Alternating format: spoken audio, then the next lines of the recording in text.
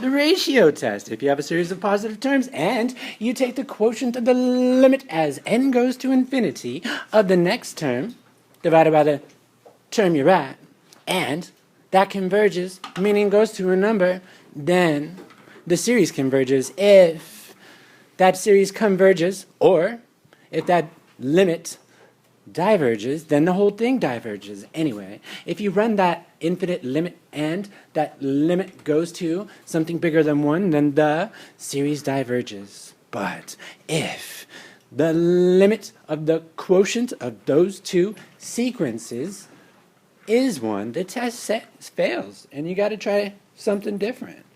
Let's try it on this guy. Boom. What are we doing? We're doing the ratio test. The ratio test on this guy, n times 2/3 to the n power. We want to see if that guy's going to converge. So we take the limit as n goes to infinity of n plus 1 divided by an. And what would that look like? It's the nth plus 1 term of the sequence. So everywhere I saw an n, I put in n plus 1. Well, this thing should slow down any time here.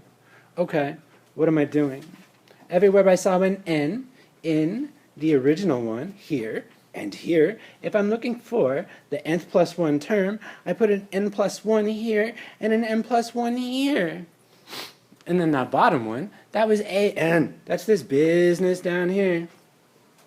That's what we started with. And then we reduce. We see that we do some algebra. And then, yeah, it reduces down to that. But what? Oh, we're going to actually run that limit.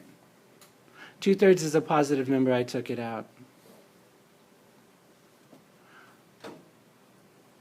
The limit of n plus 1 over n to the 2/3, that goes to 1. So you're left with 2/3, which means that limit exists and that limit is smaller than 1.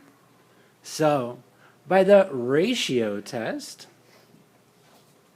the original series converges.